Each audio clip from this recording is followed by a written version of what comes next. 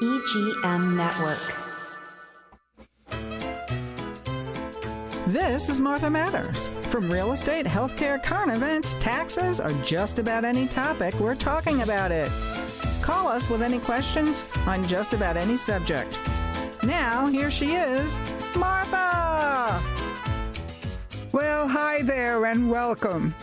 Hey, never a dull moment in this country, right? But it's not funny. We have a very, very serious problem with what happened at the White House dinner this past weekend.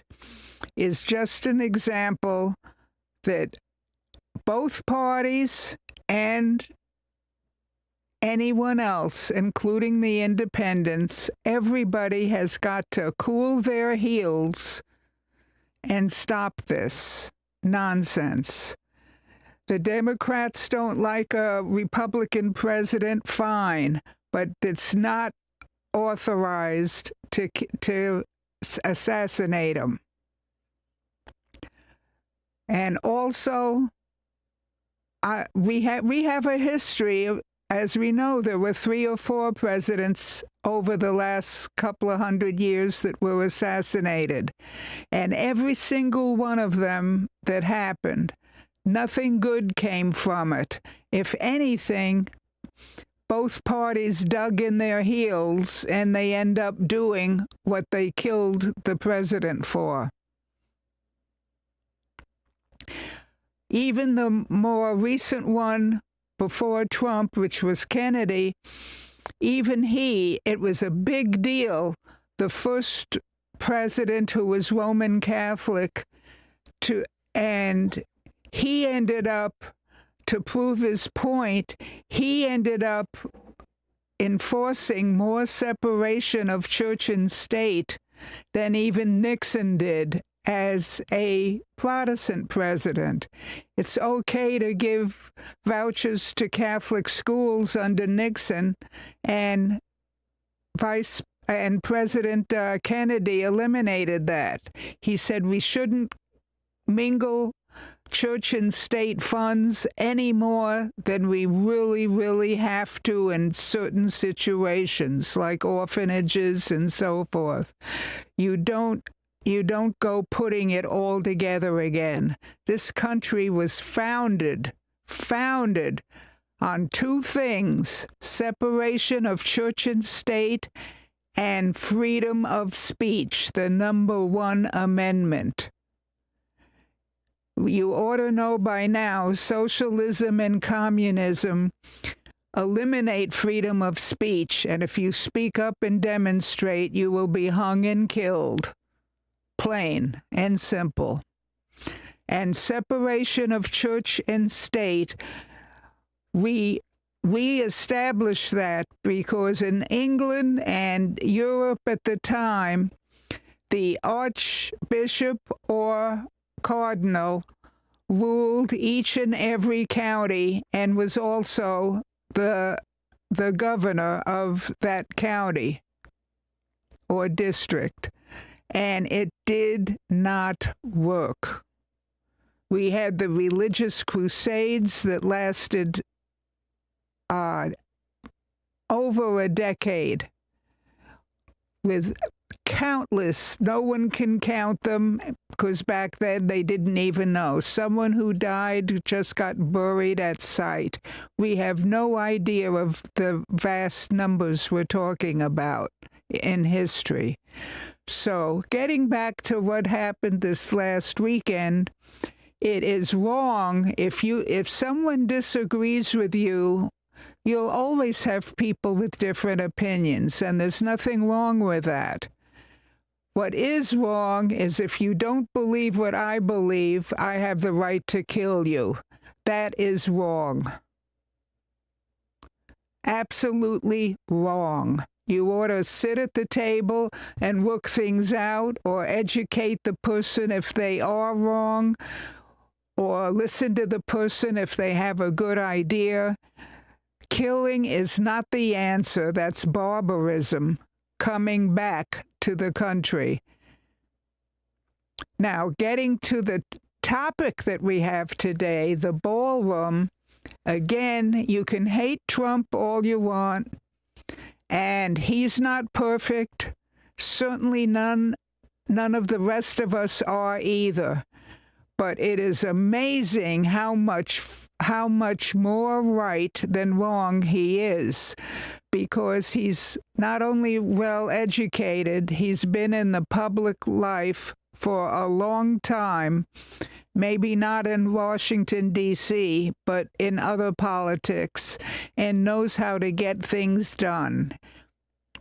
In the old days, he knew how to put money aside, make New York City look even prettier. He fixed up the Rockefeller skating rink, Central Park, a number of museums, and yet made good money on real estate and knew how to spend it. You can be jealous of that. Many of us are. But that doesn't make you an evil person. Yes, he may have said wrong things from time to time. I'm not excusing him, but I'm saying we all have, including me. So that doesn't make a person no good on everything they do. And again, the Democratic Party has mud on their face because they hate it that he was able to get non-political money, non-taxpayer money, 100% donations, including from Democratic people and Republicans. He got donations from all three parties on building that ballroom. There was nothing one-sided about it. And we're talking about the White House Ballroom. The White House Ballroom. Okay, because there's a couple of different ballrooms in this story. Yes.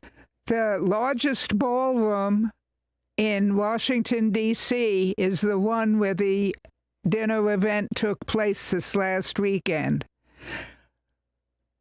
A ballroom that was built for 2,000. The fire allowed like 2,200, and we had 2,600 people there. That's another mistake, where you couldn't even get up once the program started and go to the bathroom. There was no hallway. Around the tables, one chair bumped into the chair of the next table. So literally, when a problem took place, security had nothing, couldn't do anything but run across the dinner tables to get to the other side of the room. That is I'm not condemning them for doing it, but I'm saying the place should not have been filled that full. There were a lot of people who made major mistakes with the setup and with the invitations, and they're not even talked about yet, but that created a huge problem. So it only makes Trump look good a little more. For a country our size, one of the largest in the world, and we don't even have a meeting place that will hold 2,000 people. So he got private donations from all three parties who were good businessmen as opposed to politicians, and understood the need for a large ballroom. And Trump had the know-how with 4-inch thick glass and everything else that not only made it hurricane-proof, it made it bomb-proof for many a bomb, and also security is tight. You don't have a public area. People are not visiting the White House as a museum at the same time that there is an event taking place in the ballroom. And you're talking about, again, the White House Ballroom that's being built. That's right. Not the ballroom where the dinner took place. The dinner took place was the Hilton Hotel that had public reservations and public tourists and people there. At the same time. At the same time. Right. It was never emptied and never had been emptied before when a special event requiring major security took place. Yeah, some of that I don't understand personally on how that happened, but I wasn't in charge. Right. I don't want to be a cop-out, but some of that just doesn't make sense to me that that many people were allowed. The one thing I wonder about it, Martha, I just thought about is with the 2,600 people, I did read one account of the people that were invited, and a lot of the security were people that were sitting at tables. Yes. So I don't know if that added, well, of course it did add to the number of people in the room, but does that add still that if you're only limited to have 2,000 people because of the fire marshal code and those kind of things, why it was up to 2,600? Of course, it wasn't a fire that happened, but things could have been worse. Absolutely. Things could have been worse. Much, much worse. Yeah. And when faced with that dilemma and problem, I will say security did a very, very good job, but they shouldn't have to deal with that problem where they jump across tables because there are no aisles. I don't know. Like I said, do we know for a fact that that was what the head count is and that was what was allowed is allowed in that ballroom? That I don't know. What was allowed in that ballroom keeps changing. Okay. It was originally built for 2,000. Okay. And then the fire marshal asked for certain wider doorways and an extra doorway and this and that, and so he upped the amounts. But we do know, to the best of our knowledge, and this came from the press, that 2,600 was not the amount approved by the fire marshal. Okay. Well, there you go. That's part of it. And the other part is the public aspect of it. That's right. And the public that's the largest ballroom in all of Washington, D.C.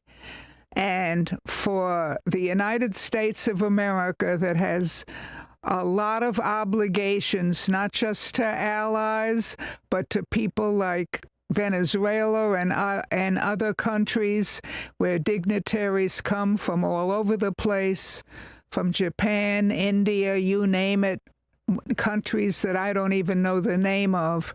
We need space. And even England, even France, they have a ballroom larger than the White House Ballroom.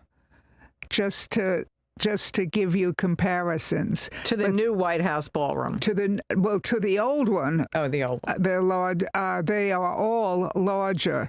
The new one, that's different. This is going to be spectacular. And the fact that the donations were from people of all walks of life who were able to donate, know the importance of it. Know the importance of having a King of England with a major reception, or the King of China, or anywhere else. And we don't have it. And the Democratic Party, I wish they wouldn't do this. They're looking worse and worse. They say no to anything that Trump does not want. Instead of using common sense, some things are good ideas, let's support it in a bipartisan fashion. But no, everything is no good out of Trump's mouth. And that is making the Democratic Party look weaker and weaker and weaker. And I'm not saying all the moderates agree with it, but the moderates, with the exception of Fetterman, are too silent. They're pussy willows, and they're not. And their silence is not making the Democratic Party look good. I said several weeks ago in another presentation, my one regret in life to this point, the one major regret that could not be fixed, is I wish I had $3 billion to start an American Democratic Party with all those moderate Democrats who are willing to talk across party lines and do checks and balances on each other. That's what made this country great. Not developing separations of hate. Hate never accomplishes anything other than ruining many, many people, many, many countries. That it's successful at. And that's what the Democrats are doing now with this hate Trump. It's not funny calling it a Trump derangement syndrome, because it is turning out to be true, at least by the Democrats in charge.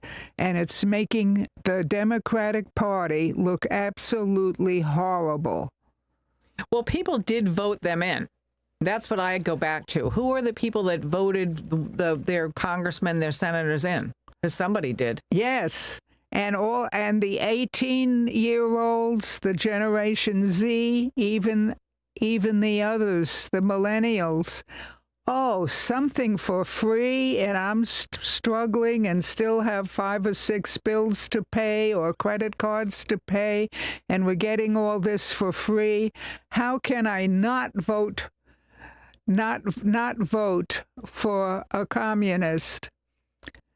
And what they don't know, because they might not even have a high school diploma, what they don't know is socialism works and communism works until they run out of money. And that's the only reason that comes out of people who voted in people like Mendami. But if you look at the history of it, when you say, Martha, and then we're going to take a break in a second, when you say communism works and socialism works until the money runs out, that's the fact of it. I mean, money runs out from other people. Right, from other people. Nothing is free. Okay, from other people. But look at the way the average person is downgraded, not given opportunities, not being able to speak their mind in those type of atmospheres. That's even worse with, like I mentioned earlier, with the lack of the First Amendment, freedom of speech. Anybody who's non-obedient and is vocal about it, that is the end of them. Okay, so then that lends credence to the fact that communism and socialism, regardless of what you want to get for free, does not work if you want to be unto yourself. That's if you correct. want to give your voiced opinion, if you want to have your freedom, because the freedom goes out the window with that. That's right. Okay. You said the whole purpose of the speech in a nutshell. That's the whole thing. And it is really, really a shame. And because this large ballroom in the White House being built is very much needed. I'm not saying it's the number one priority, but it isn't. It's not being paid with a penny of our taxpayer money. It's being paid as something extra by donations. And so stop having hate for many items that have been very good, including the 8 wars that Trump has stopped. Well, we need to take a quick break, and we'll be back before you know it, so stay with us.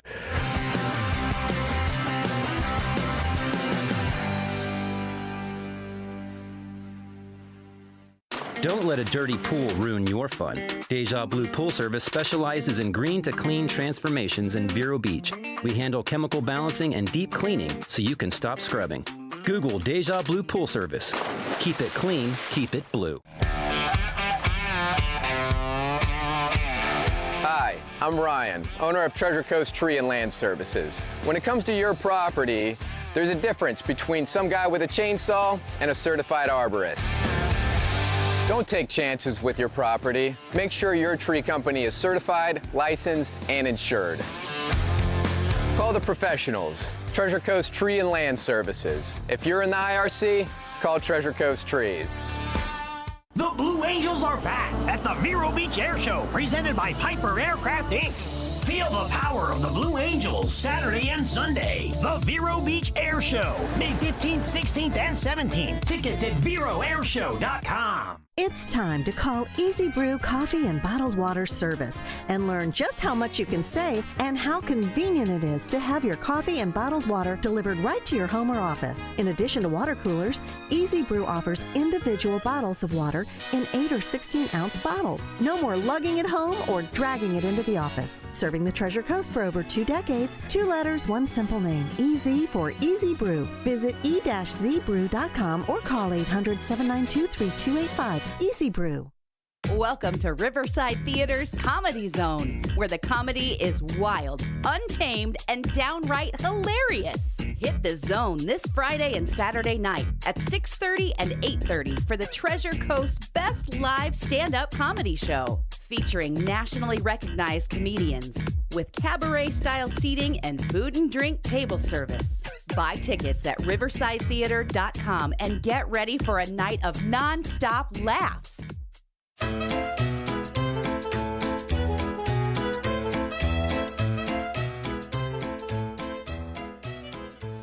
Hi, and welcome back. Well, let's hope this last weekend will bring a lasting peace between the two parties, and we can have disagreements with facing each other and say why we disagree. And hating any one person is not a reason for eliminating that person's proposal. Whether Democrat, Independent, or Republican, if somebody has a good idea, we ought to have the ability of all parties backing it. The country comes first. It was our assassinated President Kennedy who said, don't look for what the country can do for you. See what you can do for the country to improve things. And don't forget that. And also, don't forget, we are all getting older. We are all going to die, younger, older, very old, whatever. Let's make the most of each day for the good. For the real good, for everyone, not one person winning over another person. In sports, when certain teams lose, they actually learn a lot and play better on the next game. The same should happen in politics. If something gets passed that you don't like, learn from it on why it got passed and why most people wanted it. Don't fight it to the person who originated. And I'll give you the last example.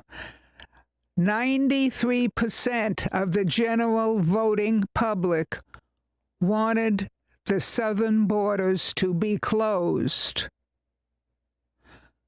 Not open, but closed. Listen to what the people want, and for very good reason.